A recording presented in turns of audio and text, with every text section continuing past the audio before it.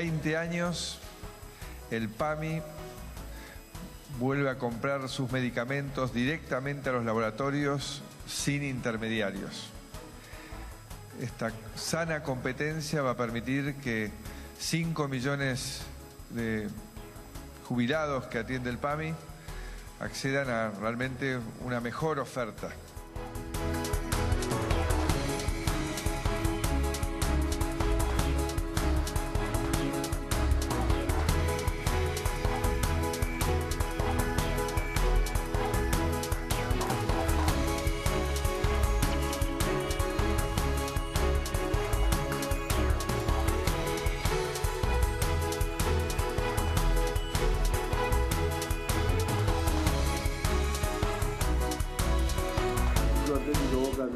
Y el Club Atlético River Plate han llegado a un acuerdo para que la final de la Copa Libertadores de América se dispute sin la presencia de público visitante, los sábados 10 y 24 de noviembre a las 17 horas. ¿Cómo les va? ¿Qué dicen? Muy bienvenidos, muy buenas noches. ¿Era necesario que el Chiquitapia leyera lo casi obvio de decir, miren, se va a jugar el día sábado a las 5 de la tarde, no habrá presencia de público visitante, todo fue fruto de una negociación y la Conmebol nos ha comunicado que pese a la pretensión de River y de Boca de jugar el día domingo y no el día sábado, de todas maneras el partido se va a llevar adelante el sábado y una hora más tarde de lo que originariamente estaba preestablecido, pactado, etcétera, a las 4 de la tarde. Cuesta, ¿eh? Bueno, escuchándote a vos, por ahí le era más difícil. No sé, ahora, si lo hubiese dicho me más parece casi, ¿no? descriptivo. Está Julio Bárbaro acá, hizo alguna carcajada. En un ratito le voy a preguntar un poco sobre la cuestión. Bienvenido, Julio, ¿cómo andamos? Gracias. Buenas noches. Bueno, Lourdes, bienvenida, buenas noches. ¿Cuántos temas en términos judiciales, no? Es una semana, yo diría, muy intensa por muchas cosas. La foto política a esta hora, querido Cancelare, me parece, es que el gobierno logró alumbrar, si es que nada cambia, pero en perspectiva Pichetto dio ya su consentimiento y unos 40 senadores, según el conteo en la Casa Rosada y particularmente en el entorno de Rogelio Frigerio, sería al menos el piso para que el 14, esto es el miércoles de la semana próxima, el Congreso le vote el presupuesto al presidente. Después de muchas discusiones, todo se destraba hoy en una reunión con Pichetto, con Monzó, presidente de la Cámara de Diputados, y con Federico Pinedo, anfitrión, el ministro Rogelio Frigerio. Gran gesto de Pichetto, al mismo tiempo, de correrse hasta la Casa Rosada y hacer el encuentro. Con lo cual fue el propio ministro político por excelencia del gobierno el que logra destrabar lo que venía muy complicado para el gobierno después de la amenaza de unos 6 gobernadores al menos de o reconstruir el fondo sojero, o pedir más fondos, o hacerle más modificaciones, etcétera. Se va a votar un paquete fiscal, se va a votar el presupuesto, se va a votar el pacto fiscal y se va a votar la modificación en bienes personales, que es lo único que vuelve a diputados, eximiendo del pago de bienes personales a las viviendas de los contribuyentes con hasta 18 millones de pesos de evaluación fiscal. Proyecto Pichetto. Con lo cual, en esa sesión, el gobierno va a intentar desempolvar y acelerar el tratamiento de algo que ya tiene dictamen, pero que le va a introducir modificaciones, que es el proyecto de la ley de alquileres. Eso que parecía hasta el viernes que tendía a morir en el letargo, bueno, aparentemente le quieren dar media sanción este año para luego dejarle la sanción en el Senado, o bien en extraordinarias, si el presidente convoca, o bien a partir de marzo del año que viene. Ley de alquileres. Y el gobierno tomó la decisión, hoy se lo comunicó a Pichetto, Pichetto al mismo tiempo dio prima facie algún aval, para que la reforma del Código Penal, que se trabajó durante, qué sé yo, los últimos 2 años, y que debió haberse presentado el 1 de marzo, y que tuvo una mora de no menos de 6 meses, y que finalmente nunca alumbró su debate en diputados, bueno, sea discutido en plena campaña electoral el año que viene, a partir de marzo. Y también las modificaciones en la ley de migraciones. 2 proyectos con los cuales, dicen en el entorno de Frigerio, el gobierno se siente cómodo para batallar políticamente, y un sector del peronismo también. En el entorno de Massa, sin ir más lejos, dicen que es una ley que acompañarían, y Pichetto es alguien que ha batallado y viene batallando por una modificación en la ley migratoria desde hace ya incluso más tiempo que el propio y mismísimo presidente. Con lo cual, estas son las novedades políticamente hablando, a mi gusto mayúsculas, que encuentra este apagar del intenso día lunes en términos políticos. Más allá de que en la provincia de Buenos Aires, ya que el presupuesto lo es a nivel nacional, el presupuesto de María Eugenia Vidal es el gran título porque finalmente lo presentaron hoy en la legislatura, Alejandro. Sí, efectivamente, 930.000 millones de pesos aproximadamente, con un endeudamiento previsto de 68.000 millones de pesos, algo menor de lo que estaba previsto que iba a presentar, con un aumento en las tasas en los impuestos de inmobiliario urbano e inmobiliario rural, es decir, campo y ciudad, de cerca del 38%, con una rebaja en ingresos brutos, con un aumento en las alícuotas del juego, es decir, un mix que hace que el gobierno de la provincia de Buenos Aires quiera llegar a un número que, adosándole a esto lo que está acordando con el gobierno nacional, creen que puede llegar bien a fin de año. Ojo. Perdón, este es el proyecto de presupuesto para el año que viene, contempla un déficit de 40.000 millones de pesos y la necesidad de que le voten con 2/3 partes de los miembros. 68.000 millones de pesos. 68.000 millones de pesos para ir a buscar deuda que espera tomar más en el mercado doméstico que en el exterior. Ya hubo algún intento y ya hubo alguna emisión este año, para que no haya nuevos impuestos, más allá de los que vos marcas, que no son menores, 2% al juego, ¿sí?, maquinitas tragamonedas, y 15% al juego online. Sí, que hoy... Adicional a lo que cobran hoy. Efectivamente, que además lo van a ampliar también, van a llegar a otros sectores. Ahora bien, para que se apruebe el endeudamiento, los diputados de Sergio Massa ya le habían avisado que no tenían ninguna intención de negociar nada si no se trataba el desdoblamiento de las elecciones municipales con respecto a la de gobernador y presidente. Esto era algo que habían analizado y desechado en el gobierno de María Eugenia Vidal.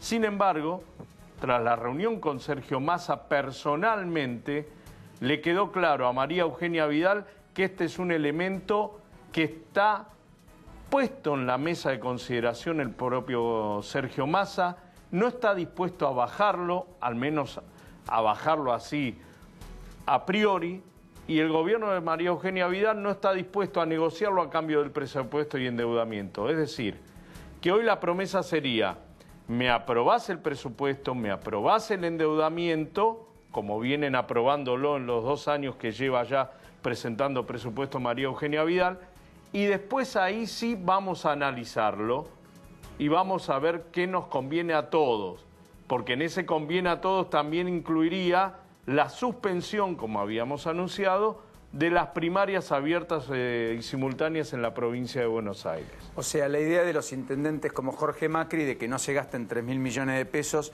y al mismo tiempo Ramiro Tagliaferri, el intendente de Moronex, marido de María Eugenia Vidal, y que esa plata en su defecto sea utilizada parcialmente para la elección, para elegir a intendentes de manera disociada de la elección de gobernador y presidente del año que viene, teniendo en cuenta que esto le daría margen a discutir los temas locales que de otro modo quedan subsumidos en la discusión nacional. No, pero además sacan de la lista a candidatos a presidente y a gobernador a los intendentes del peronismo, que son los responsables de los votos de fundamentalmente el conurbano, donde se concentra la raíz esencial de Unidad Ciudadana, es decir, de Cristina. Ahora, Massa lo pide para intentar mojar ahí, en un proyecto escindido del kirchnerismo. Unidad Ciudadana no va a validar para ese que intento. Lo tomen como protagonista, es decir, para que lo tomen como interlocutor válido, para que pueda llevar algo después de muchos meses que no puede llevar nada. Esta discusión que vos explicaste muy bien con respecto a lo que hacen los gobernadores, el acuerdo de no volver a discutir el fondo sojero, desfinancia a los municipios. En algún caso. Que no lo utilizaban para el fin que fue creado, nunca lo utilizaron, pero no importa, la excusa es nos desfinancian y no tenemos herramientas más allá de que lo hablamos con Pichetto, con Bocio, con los senadores, con los diputados. los intendentes dicen, no nos escucharon. Va a ser una semana con muchas cosas, y ya voy a hablar con Julio Bárbaro, pero mañana hay elecciones en los Estados Unidos. Y mañana son elecciones clave, porque ahí va a revalidar títulos o no Donald Trump. Son las elecciones de medio término. Muchos dicen que los demócratas le podrían asestar un golpe. Hay sobradas razones para pensar esto, pero también algunos sostienen que le darían un voto de confianza a Donald Trump, aquellos sectores que se ven beneficiados con ciertas políticas de Trump, en particular en términos económicos.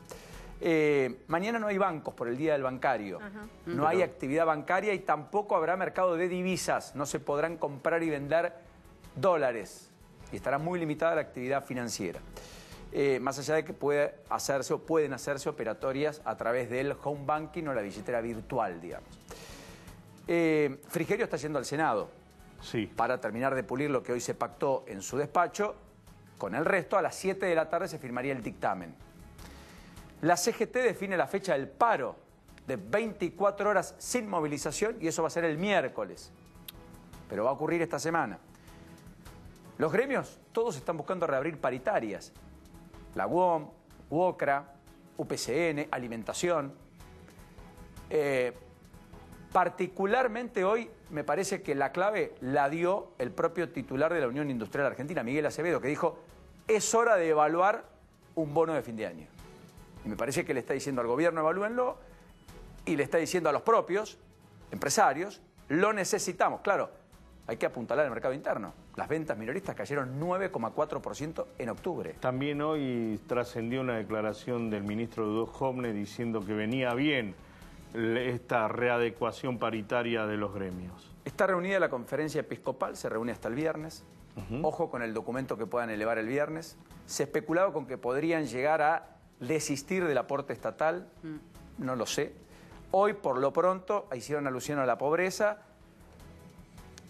y al mismo tiempo viene un duro mensaje por la crisis social, el aborto y los ataques personales, así lo entienden, al Papa Francisco. Atente, atente.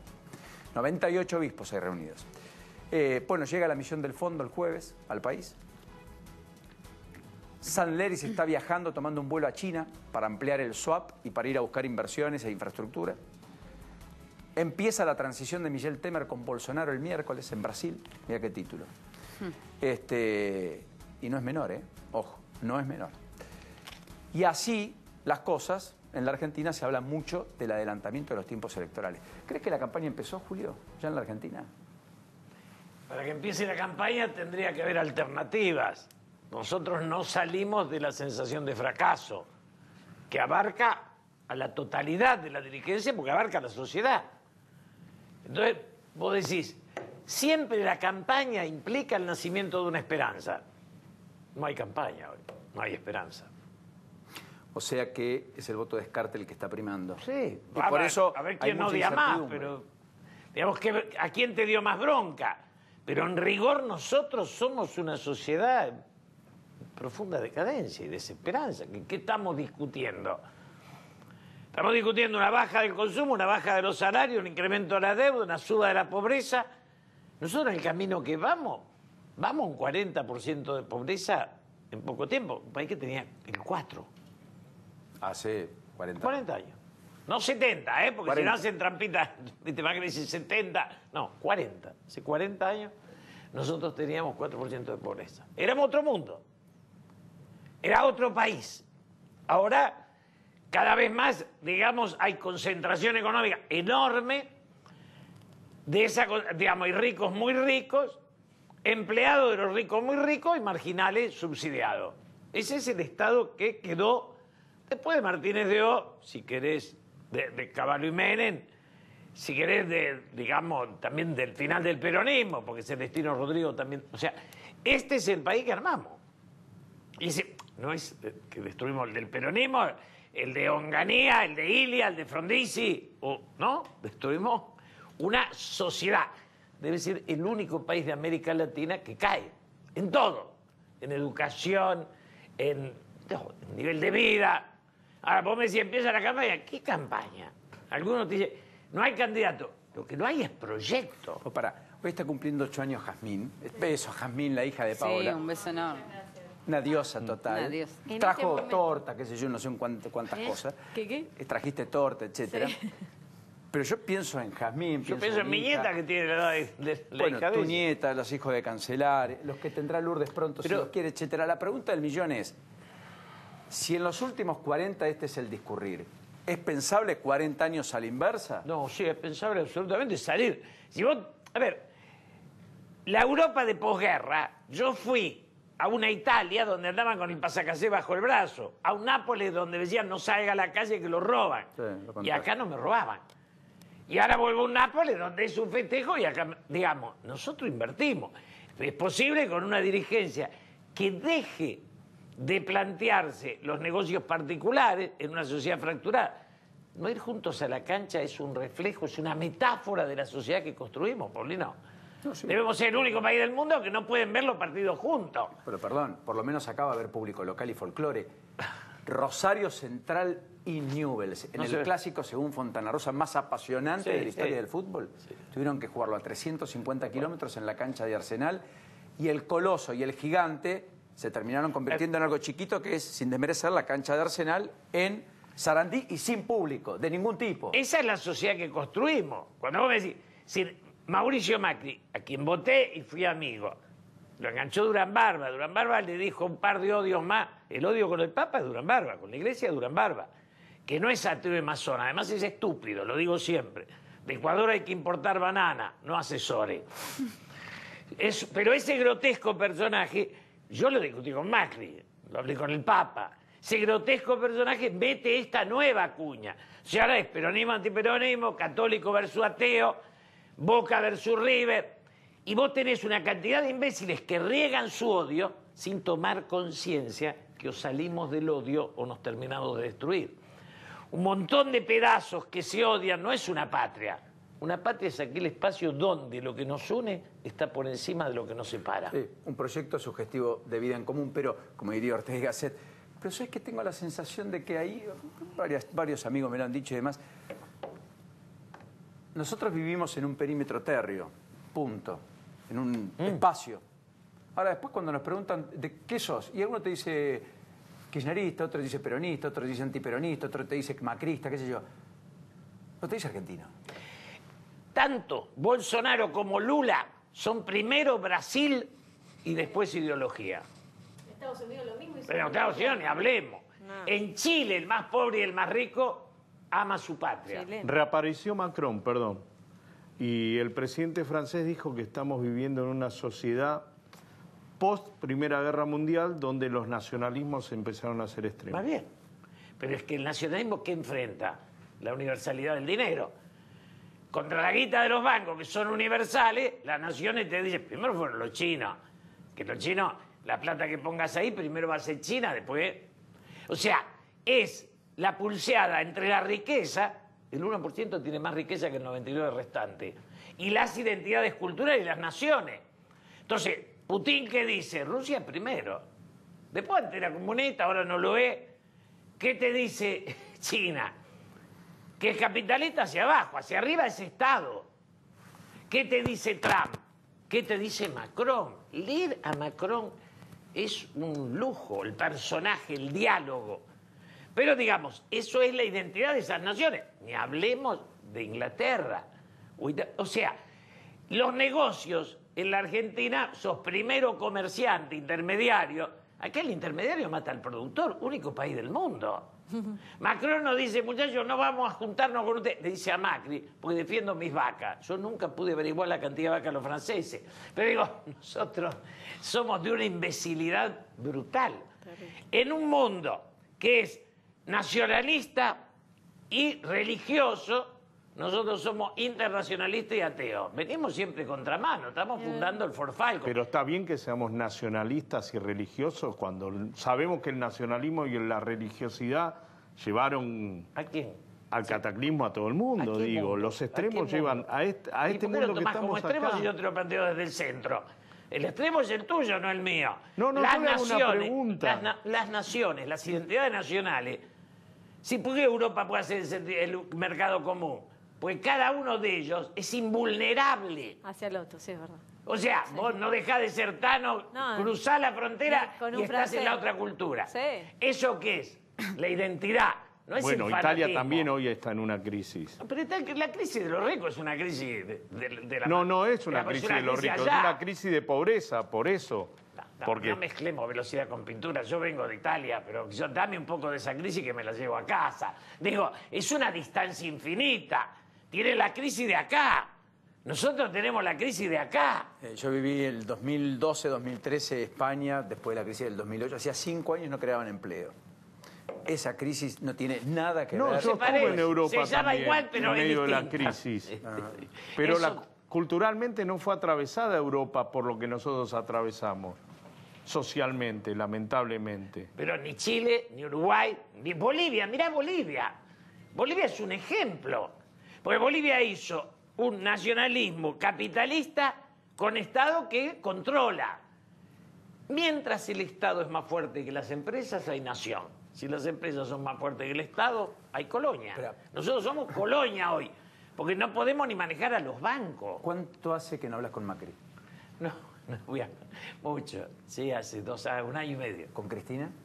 Nunca hablé, cuando viví. ¿Nunca más? No, desde que se terminó Néstor y no hablé más con ninguno de ellos. Estuviste en Tucumán. La Sí. foto de Mansur buscando su reelección, muchos Sí. gobernadores, Massa y Scioli reencontrándose en la Sí. primera fila de un palco, mucho de la CGT, el binomio allí explicitado en primera fila. ¿Es esa la alternativa al kirchnerismo, a Unidad Ciudadana, a la eventualidad de Cristina candidata con una parte importante de intendente del conurbano o no? Primero, ese grupo es Mansur sacándose de encima al Perovich. Es una nueva provincia que pierde el cristinismo. Eso es importante. Sí. Porque ya perdió Santa Cruz, cosa que el Turco Menem no hizo nunca con La Rioja. Tío. Van perdiendo, los vas desarmando. Eso me parece clave. Luego, hay como un intento, es una voluntad. No es si vos me decías ahí que llegó y dimos un paso. Pero hay otros pasos también, falta mucho. Igual, falta proyecto. El peronismo, el movimiento nacional no tiene proyecto, el gobierno tampoco, Paulino. Vos te cruzás a Uruguay, a Chile y vos te encontrás un centro izquierda y un centro derecha organizados y respetándose. Nosotros no tenemos eso. Para eso sería necesario eliminar la elección de medio término como Chile-Uruguay, para no estar en campaña permanente. Con lo mal que nos va a nosotros, por lo menos la elección de medio término es un carnaval que te permiten para sacarte el odio encima. Porque si con lo mal que te va no te dejan votar cada 2 años, hacés volar todo en pedazos. Nosotros, la elección de medio término vos la sacás, ¿sabés cuándo? Cuando sos un país estable. Y entonces podés votar cada 4 o cada 6. Cuando sos un país que la gente siente que no puede pagar la luz, que el que ganaba 50.000 el año pasado hoy es clase baja. Dejalo votar, por lo menos que insulte. La idea de terminar con el nepotismo, además de con las reelecciones indefinidas. Esto de Mendoza, de que nadie pueda suceder al gobernador siendo familiar de primer o hasta segundo grado de ese mismo gobernador. Le planteé primero a Néstor Kirchner y después se lo planteé a Mauricio 20 veces. Hagamos un pacto nacional para que ningún cargo electivo, sea político o sindical o judicial o universitario, tenga más de una sola reelección. Punto. Un pacto nacional. Entonces, el rector de la Universidad de Pirulo es reelecto una sola vez. Para que el cargo sea transitorio y la función de quien lo ostenta sea un servicio. Punto. Eso no lo logramos porque todos se hacen los distraídos, nombran los parientes, los primos, los amigos. El gobierno quita de la ley de ética pública el capítulo para que los dirigentes sindicales que administran fondos públicos a través de las obras sociales o mutuales hagan una declaración jurada que sea pública de sus bienes. ¿Eso qué es un pacto? Digamos, es lógico, pensable que eso puede suceder, aunque le pedimos a los comisarios, a los jueces, a los diputados, senadores y al propio Poder Ejecutivo que lo haga. Quizás es no soportar todas las guerras al mismo día. Porque también vos tenés que mandar la guerra, no podés mandar todas juntas. O sea, que un pacto. ¡Oh! ¡Ni pacto! Si yo tengo 4 grandotes al lado, no me peleo con los 4 juntos. Busco uno. Creo que hoy el conflicto gremial es tan profundo como para decir... Ahora, yo le he dicho a Mauricio Macri delante de Hugo Moyano, hay que hacer una ley para que haya una sola obra social. Ahora, son todas reformas estructurales tan profundas que no encarás ninguna. ¿Qué encaran estos muchachos? Nada. Lo del PAMI de hoy me pareció importante. Sí. Mañana va a estar Eugenio Semino con nosotros, etcétera. La compra va a ser directa a los laboratorios. Corre del centro de la toma de decisión en esos convenios de compras a los laboratorios las cámaras empresarias, Cooperala, Silfa, KM, que eran las que ordenaban. Pero hay un dato más importante, que el organismo que controlaba las recetas por las cuales se expendían medicamentos en Argentina estaba manejado por las cámaras empresarias. O sea, el que vendía el producto controlaba yo digo una frase, cómo se adjudicaba. ¿Me explico? Y ahora lo va a hacer el Estado, parece más razonable. Después habrá que poner pericia. Lo que ganan los laboratorios argentinos es récord mundial. Por eso vos los ves y sabés cómo es. Ahora, yo digo una frase cada tanto. Lo que se llevan los grandes grupos argentinos de ganancia es más que lo que el país genera como riqueza. O sea, armamos un país donde los ricos se llevan 120, producimos 100, hay que pedir prestado 20 para que se la lleven. Generamos, porque además hemos hecho un negocio maravilloso. Todo lo rentable es privado y lo que no es rentable se le cae al Estado. Entonces el Estado, ¿qué hace? Subvenciona a los que se cayeron de las privatizaciones para que los ricos se las puedan llevar.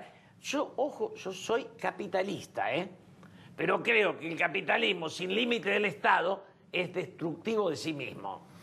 Te hago 2 o 3 preguntas finales. ¿Crees que hay justicia? Creo que empieza a haber justicia. Estoy muy contento con lo que está pasando con los cuadernos. Aplaudo a Bonadío y me parece que al fiscal también. Digo, que empieza a haber justicia. Porque caen políticos y empresarios. Para mí eso es justicia. Digamos, nadie... Algunos dicen persecución política, como a mí no me persiguen, ¿vio, Paulino? Moyano está diciendo persecución política. Yo no estoy de acuerdo con eso. Punto. Para mí, la justicia actúa libremente. No hay persecución política. Digamos, puede haber persecución política, hay una cantidad de acusaciones que hacemos libre, pública, pero de la justicia no la veo.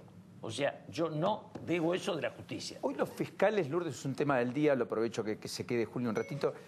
Hoy los fiscales se opusieron al planteo de Bonadío para que lo que contuvo Alconada Moni, vos dijiste varias y reiteradas ocasiones, no siga pasando, que es que van a Bonadío y le dicen yo pagué, yo hice esto, yo hice el otro, caminan 50 metros, dijo el otro día Hugo, y Lourdes lo viene diciendo desde hace ya buena cantidad de tiempo, y le dicen al otro juez que tiene una causa conexa, que no, pero yo no lo hice. Hay 3 jueces que le pidieron a Bonadío las declaraciones de los arrepentidos. Estamos hablando de Casanelo, que tiene la causa AISA, que involucra a la empresa Odebrecht.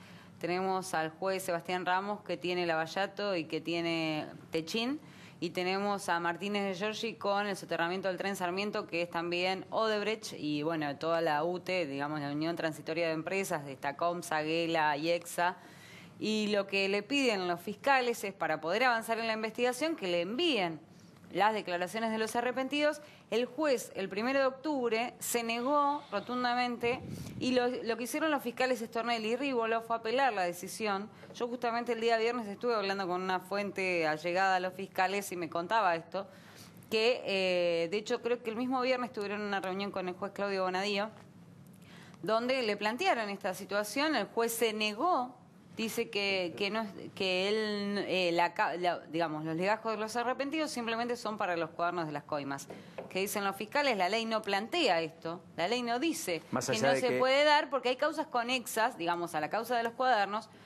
O les mandás todas las causas a Bonadío, que se convierta en el gran juez Moro, digamos, de Brasil en su momento, o que envíe las declaraciones de los arrepentidos que puedan servir para avanzar. Como el juez se negó a la apelación, digamos, no les concedió la apelación, van a ir en queja a la Cámara y esperan que mañana, después de la última audiencia, que es la de Cristina Fernández de Kirchner, la defensa de Cristina va a cerrar esta ronda de audiencias en la Cámara Federal que va a permitir que la Cámara ya tome una determinación sobre los procesamientos del juez Claudio Bonadío. Ahí mismo tienen que analizar este pedido del Ministerio Público Fiscal también. Pero me parece que es un debate que enriquece y no cuestiona. Quiero decir, ni Bonadío ni los jueces que lo piden están haciendo otra cosa que intentar un camino lógico de la justicia. No están tapando a nadie. Y esto me parece importante. No están ayudando a tapar algún agujero. Sí, lo que supone algún juez o algún sector Hay es que algunos Bonadío... que se quejan de que Bonadío no llama a un empresario, no voy a mencionar el nombre, pero que no está llamando a un empresario porque ha ido a cenar. Sí, Paolo fue a declarar. ¿Y quién es el que no fue? Eskenazi. ¿Y por qué no fue Eskenazi? Porque dice que, bueno, no, que no tiene suficientes pruebas. Exacto. ¿Qué resolución tomó sobre Juan Manuel Abal Medina? Ninguna todavía.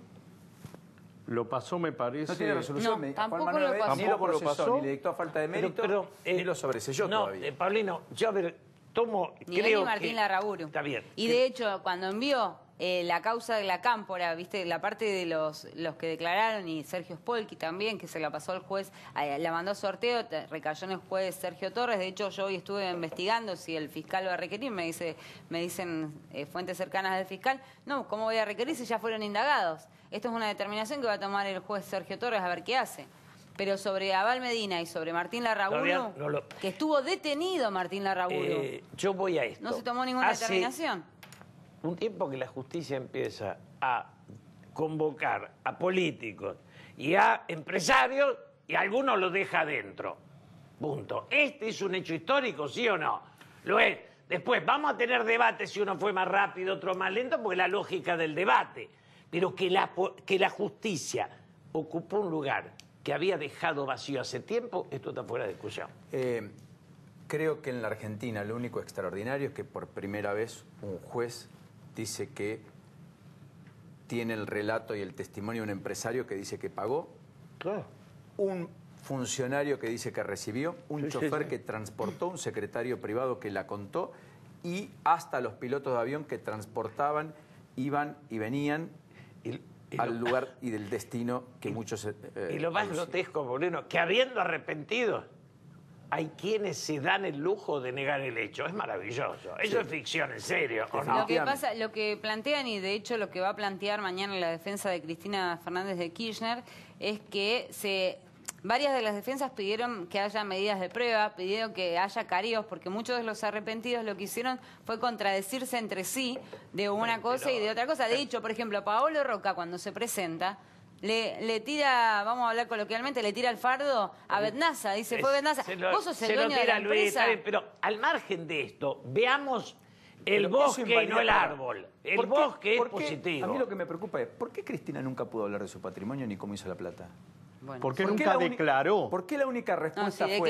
declaró por escrito. Es una forma de declarar. Bueno, es una forma de declarar. No. Jurídicamente sí. No, pero no hizo ningún escrito que puntillosamente diga cómo hizo la fortuna, ¿sí o no? No, de la fortuna no. Nunca habló de eso, siempre habló de una persecución política. No, porque la causa de enriquecimiento es la que cerró Yarvide.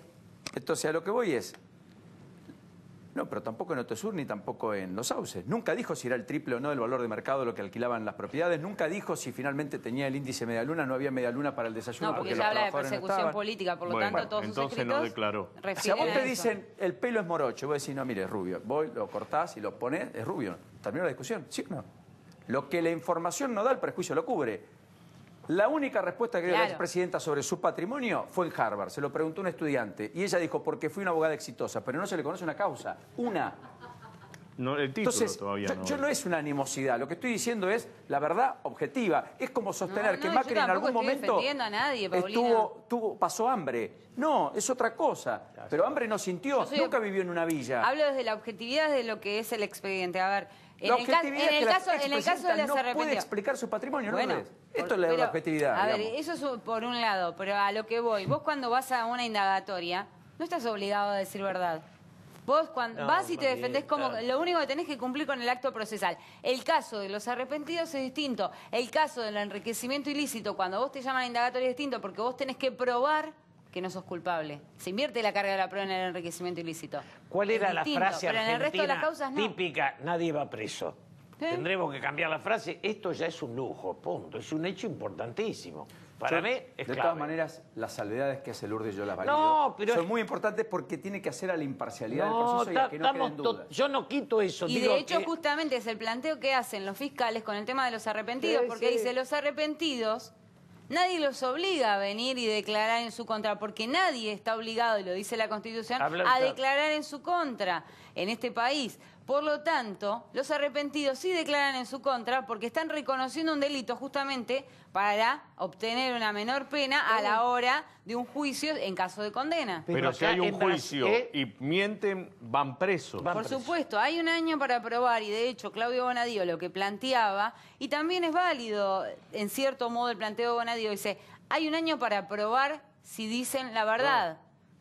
Mientras tanto, yo no compartiría los legajos de los arrepentidos, pero como los arrepentidos declararon por su propia voluntad, también está bueno poder compartirlo en otras causas para que avancen. Ahora, hay ni acá ni en Brasil sin arrepentidos no había justicia. Obviamente, las delaciones, pero el arrepentido de Brasil es distinto, la delación premiada de Brasil. Claro. Vos declarás como arrepentido, el otro día lo dijo también Hugo Alconada Mona acá en el programa, vos declarás como arrepentido en una causa y te llaman en Brasilia, te llaman de Curitiba, de todos lados, y vas a decir lo mismo. Acá viene, no sé, Carlos Wagner y le dice al juez Casaneo, mire, lo que yo declaré en causa Cuadernos no lo tomen en mi contra. ¿Cómo es la historia? O sea, son todas causas de corrupción y están todas entrelazadas, porque pagaron coimas, reconocieron pagar coimas. Le están buscando una trampa a un hecho que los está llevando presos y me parece que es lógico que lo hagan. Se está perfeccionando un sistema. Y ese sistema no existía antes. No. Yo agradezco que la justicia haya tomado lugar. Que un político y un empresario juntos tengan que agachar la cabeza frente a un juez, Paulino, es un nuevo país, festejémoslo. Paolo Roca sentado frente a un juez. Pero es maravilloso. Encantado de conocerlo. Hasta la próxima, Julio. Chao, Gracias, Julio. Gracias. Ya está Luis Palma Canel, lo vamos a incorporar en un ratito. Queremos hablar de economía. Un lujo. A todo esto lo que no tengo claro es cómo sigue la temperatura y el clima. Pau, vos estás muy veraniega. Supongo que es un preludio de que los 30 se van a quedar más o menos. Terrible el calor de hoy, te aseguro. 23 grados 7 es la temperatura actual, 59% es la humedad. Van a continuar estas temperaturas altas, ya no van a bajar las temperaturas. Sí vamos a tener menos de 17, 20 grados en los transcurso de los próximos días, así que ya estamos a pleno sol primaveral y sí vamos a tener mañana el cielo algo parcialmente nublado como tuvimos en la mañana del día de hoy. Puede que hayan algunas precipitaciones aisladas, depende de donde uno estaba, hubo alguna que otra precipitación, mañana va a suceder lo mismo, pero después van a subir las temperaturas, va a salir el sol con algunas nubes, pero sí calorcito como bien te decía.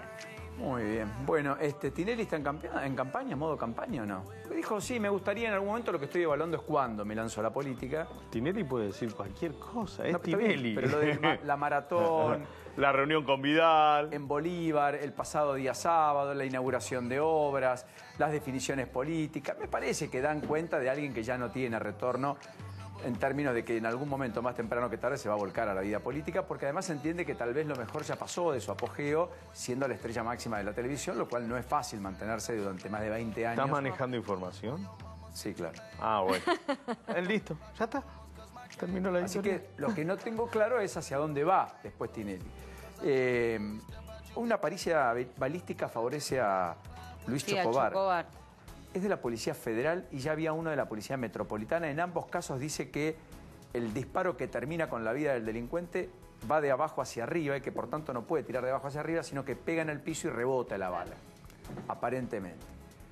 Insisto, lo pongo entre comillas, pero es una pericia que en medio del juicio al cual va a ser asistido Luis Chocobar, podrían eventualmente jugar a su favor a propósito de que no tiró a matar, por lo cual le podría caber la pena de exceso en legítima defensa. Y en ese sentido, déjame también agregar que fue detenido el hermano del delincuente de Juan Pablo Cucoc, el que resultara muerte por los tiros de Chocobar. Delincuente que casi mata y asesina al turista norteamericano, al que salvan en una operación extraordinaria de corazón aquí en el hospital Argerich, hospital público, porque llegaron a tiempo y porque se hizo una práctica poco usual que terminó salvándole la vida a ese turista que de otro modo hubiera muerto después de las apuñaladas que había recibido.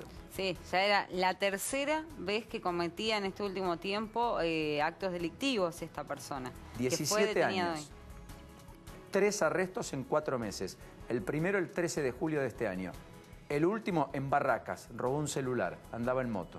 Vos fijate, ¿no? Hermano del delincuente al que Chocobar mata. Decente, que trata de salvar la vida a otro, se lo apuñala por todos lados y ahora los delincuentes no, ¿viste? Bueno, Siempre lo que pasó en Martín Coronado este fin de semana, lamentablemente, en San Ramón y Remedios de Escalada, en la localidad de Martín Coronado, 3 de febrero, asesinaron a un cuidador de barrio. En el conurbano, lamentablemente, hay cuidadores que cuando vos estás por ingresar a tu casa, llamás por teléfono, te van a ver, y quiso defender a una chica que se había bajado de un colectivo, y cuando pudo alcanzar al ladrón, vino uno de atrás y lo acribilló. Bueno, está en el Instituto Inchausti. Como es menor de edad, no puede quedar detenido 17 años. En comisaría, por lo tanto está en el Instituto Inchausti. Por orden del doctor Velázquez. Dos cosas muy puntuales y me meto en el diálogo con Luis Palma Cané. Lo primero es que para el INADI, Moyano no discriminó a Ocaña. El INADI, el Instituto Nacional contra la Discriminación, cuando le dijo cucaracha. No discriminó, según el INADI, Moyano, cuando le dijo eso de Ocaña, que es una propia del gobierno, eso curioso. Maestras del Jardín Tribilín, o Tribilín. Me parece que la condena fue importante, pero queda corta. Sí. Fueron condenadas a penas de hasta 7 años y medio de prisión. Las maestras jardineras que torturaban y ejercían violencia sobre los chiquitos que tenían que cuidar. 7 años y medio. Entre 4 años y medio y 7 años y medio son 5 docentes y 10 años de inhabilitación para trabajar con niños.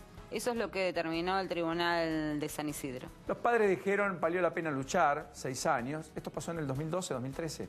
Sí. Estas son las imágenes fueron, estas son las docentes. La que tiene tapada el rostro es la que no fue juzgada. Las otras 5 son las juzgadas. Vale la pena ver el rostro. Obvio. Probablemente nadie les dé trabajo. Ahora, en perspectiva, en 10 años pueden volver a hacer lo mismo. Por eso digo que me da la sensación de poco. Para mí es una inhibición por tiempo indefinido. O sea, ya está, para no pueden siempre. hacer más, claro.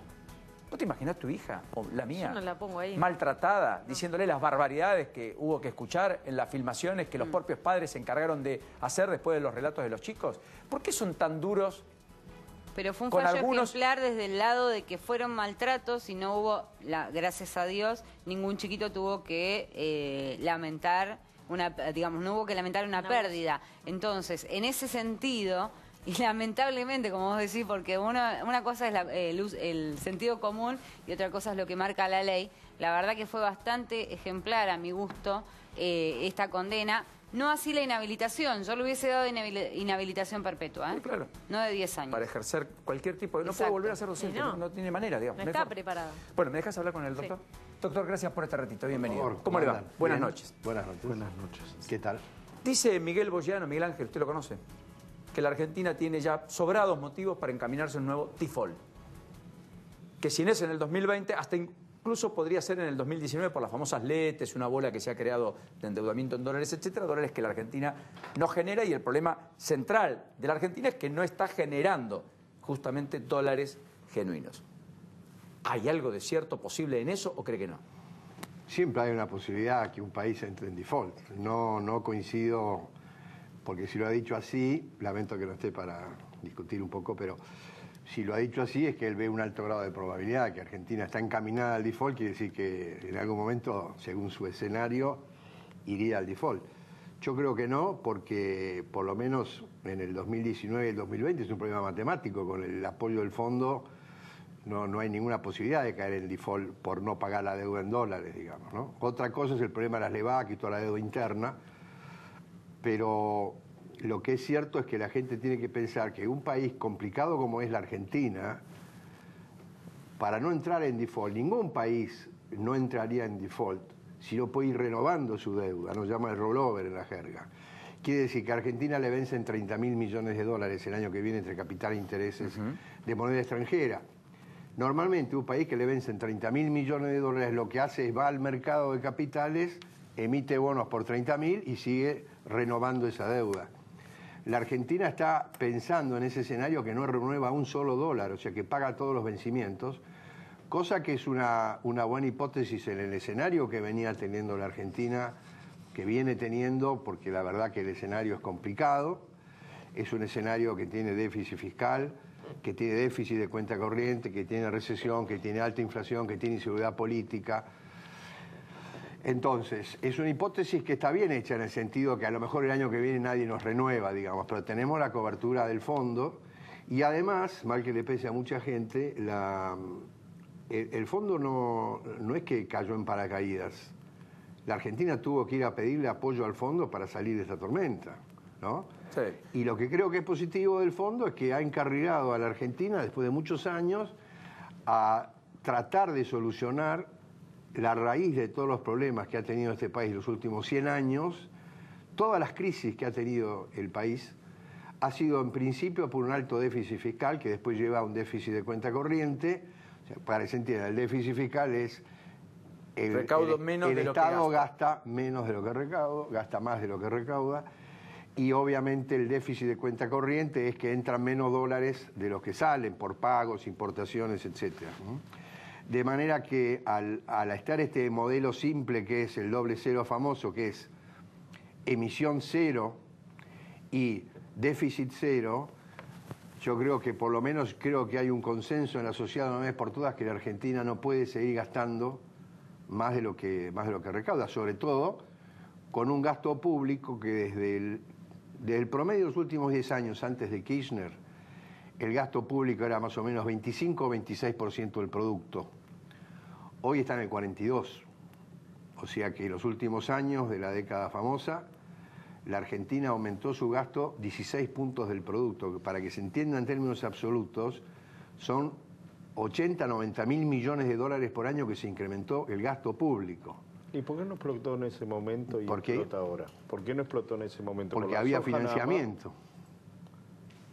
Si usted tiene un déficit de su familia de 40 pesos por mes y va al banco y le presta los 40 pesos, sigue el camino. El problema es cuando la tarjeta no la pagaste, cuando el crédito hipotecario se te cayó. O se acabó la liquidez. Y tu hermano no te presta lo que te prestaba y tu viejo no te da lo que te daba. Se cansaron de prestar, ¿no? Ahora, ahí el tema es, bueno, pero en retrospectiva alguien dirá, bueno, por ahí 2 millones nuevos de jubilados.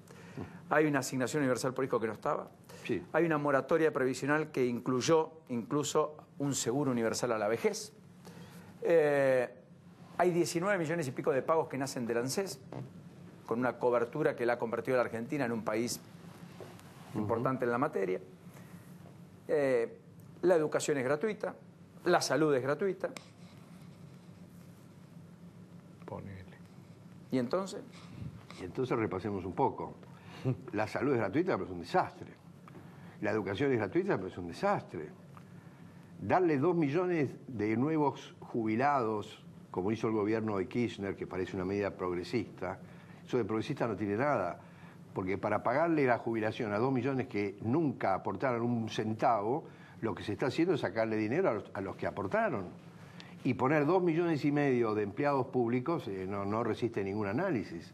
O sea, hoy en la Argentina hay 6 millones y medio de personal, nosotros que trabajamos, el esquema formal, que estamos financiando 4,5 millones de empleados públicos, 6,5 millones de pensionados y jubilados y casi 8 o 9 millones de planes sociales.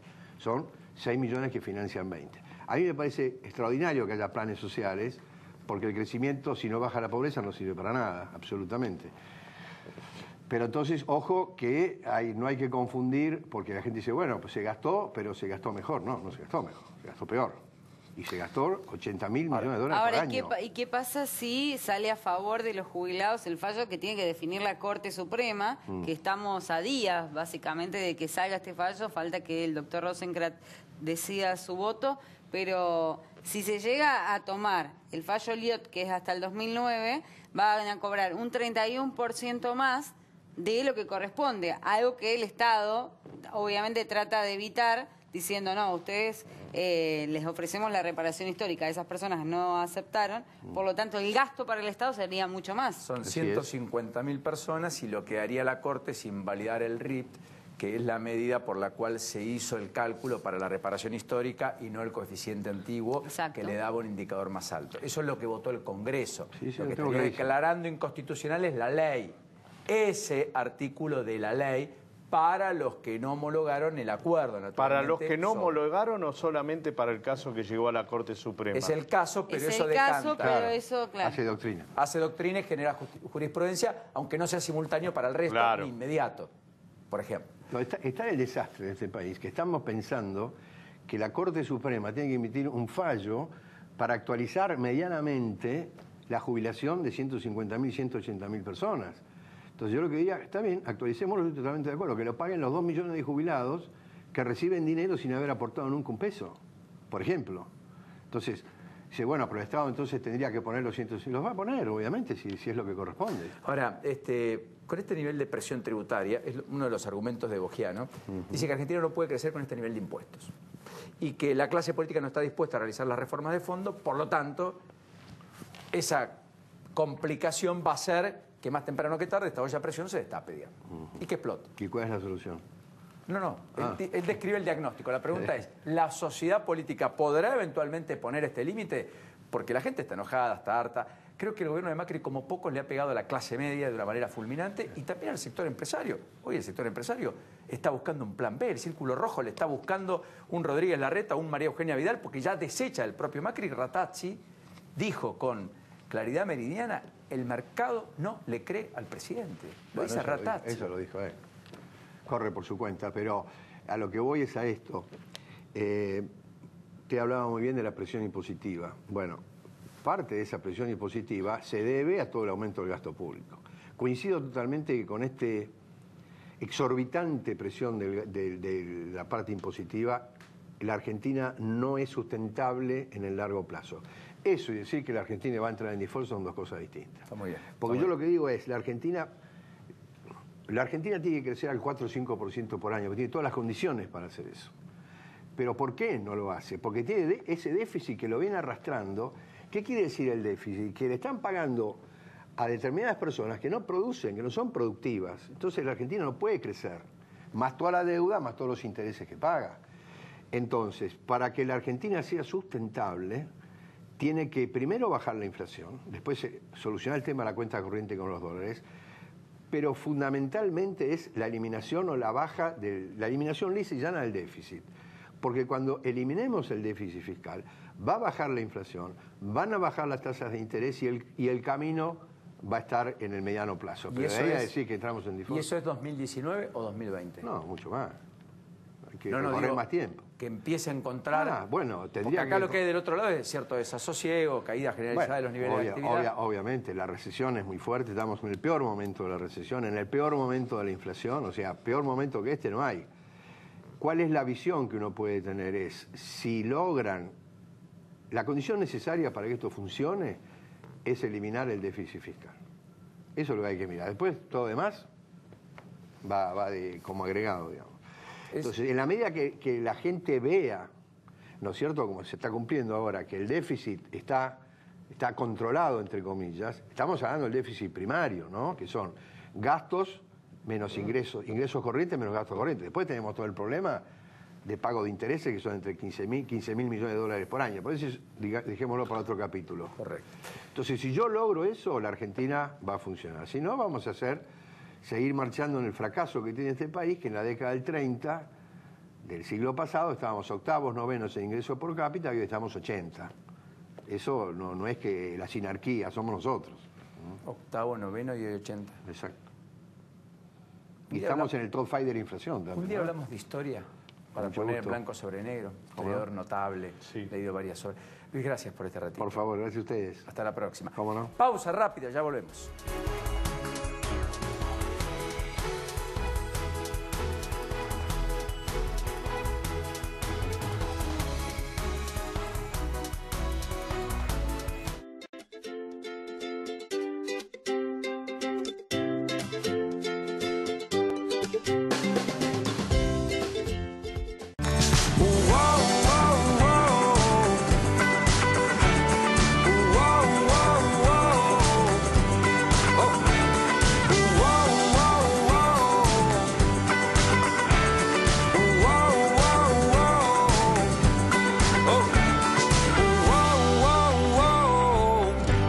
SUTECBA, un gremio siempre junto a sus afiliados.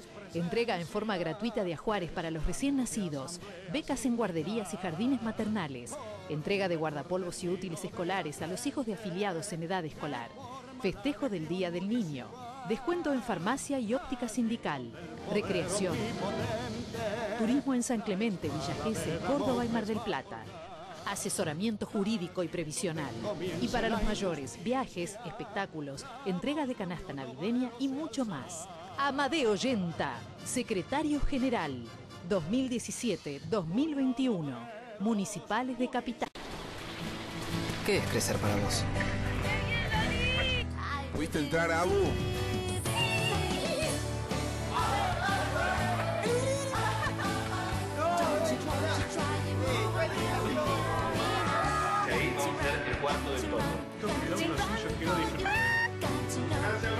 Para cada uno, crecer es algo distinto. Lo importante es tener quien te acompañe. Me parece que hice un video. Banco Ciudad, te quiere ver crecer. Provincia Seguros te presenta su nueva app. Bájala y tené lo que necesitas a un dedo de distancia.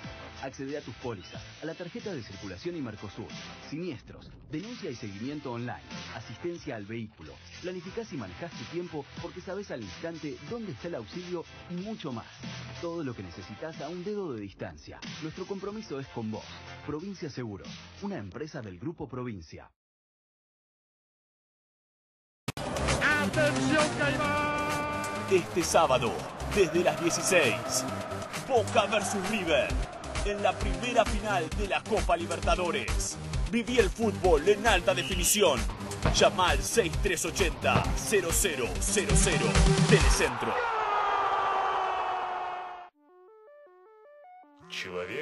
Hombre, teléfono móvil. Teléfono móvil, hombre. La posmodernidad transforma al hombre en una extensión de su anterior sí.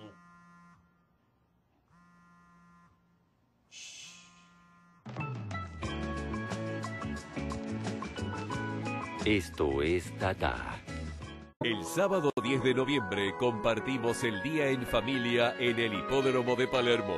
Te invitamos a disfrutar las mejores carreras de caballos, muestras de arte, moda, juegos para chicos y la feria gastronómica Apetito. Vení a vivir el Gran Premio Nacional, donde nacen las leyendas.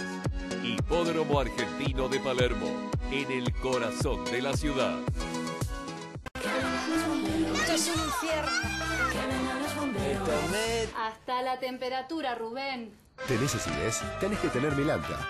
El antiácido domesticable rápido, efectivo y con mejor sabor que nunca. Milanta, apaga la acidez. ¿Estás pensando en renovar tus persianas? Cortinas Maceo, fábrica integral de persianas de aluminio. Más de 20 años de trayectoria.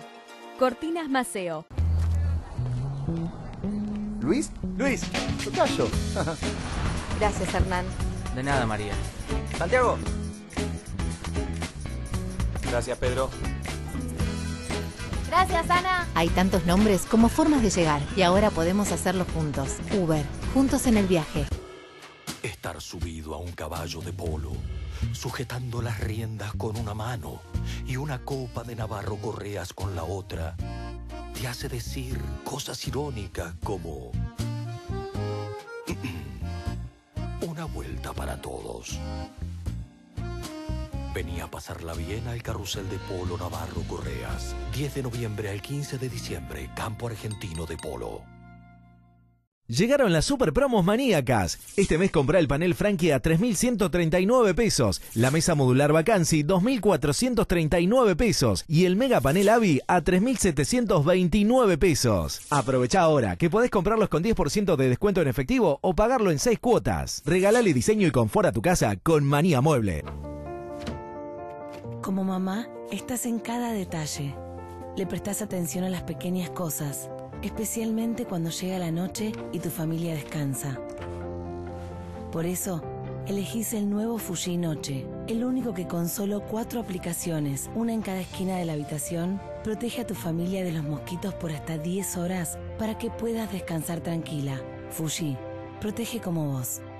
S.C. Johnson, una compañía familiar. Viviendas Paraíso, desde 1965 construyendo con la más alta calidad y en todo el país. Deja de alquilar, la única realidad para convertirte en propietario, Viviendas Paraíso. Entra a nuestra página viviendasparaíso.com, hace clic en ofertas y mira todas las promos que tenemos para vos. Viviendas Paraíso. Cambiamos nuestro envase pensando en cada uno de nuestros consumidores. En el anfitrión, en el que tiene todo calculado. En los más fríos, pero afectuosos. En el barman del grupo. Y en Justo Rodríguez. Nuevo termidor con tapa. Cierra por todos lados. Esto es un infierno. Hasta la temperatura, Rubén. ¿Tenés acidez? Tenés que tener Milanta. El antiácido masticable rápido, efectivo y con mejor sabor que nunca. Milanta, apaga la acidez. Esta es la ruta del vino. Pero existe otra. La de Trapiche. La ruta pasa por nuestra bodega en Mendoza y llega hasta el Atlántico, donde creamos los primeros vinos al borde del mar. Nuestra ruta no tiene fronteras, porque somos la bodega argentina que más vinos exporta en el mundo. El camino sigue. ¿Quién sabe dónde termina? El sábado 10 de noviembre compartimos el día en familia en el Hipódromo de Palermo. Te invitamos a disfrutar las mejores carreras de caballo, muestras de arte, moda, juegos para chicos y la feria gastronómica Apetito. Vení a vivir el Gran Premio Nacional, donde nacen las leyendas. Hipódromo Argentino de Palermo, en el corazón de la ciudad.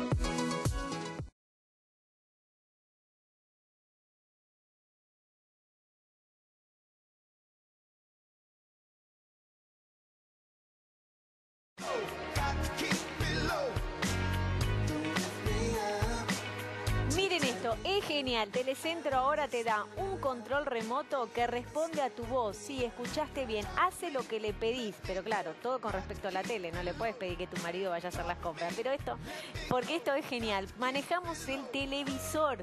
Es magnífico, es muy fácil. Vos le decís, buscar la lupa. Paulina, ¿estás bien? Muy bien. Buscar la lupa. Busca el programa La Lupa. Buscar a Brad Pitt. Y te busca todas las series donde está Brad Pitt o películas. Buscar Canal 26 y te pone Canal 26. Es muy fácil, porque ahora a través de Telecentro tenés el control remoto que responde por tu voz. Y como tenés que hacer, llamando ya mismo al 63800000 o bien ingresando en telecentro.com.ar, porque Telecentro está siempre contigo. Puedes buscar La Caída, por ejemplo. La Caída de Paulina, te encuentra La Caída de Paulina. 56, ¿no? Nos vamos, pásenlo bien, ya llega el querido Roberto García. Gracias, Nos reencontramos mañana, si Dios quiere. A disfrutar de las horas del cumple de Jazmín. Nos vemos. Hasta mañana, Paulina. Lourdes. Chao, querido. Chao, Paulino. Hasta miércoles. Chao, pásenlo chicos. bien, disfruten. Buen arranque de semana. Mejor martes por delante. Chao.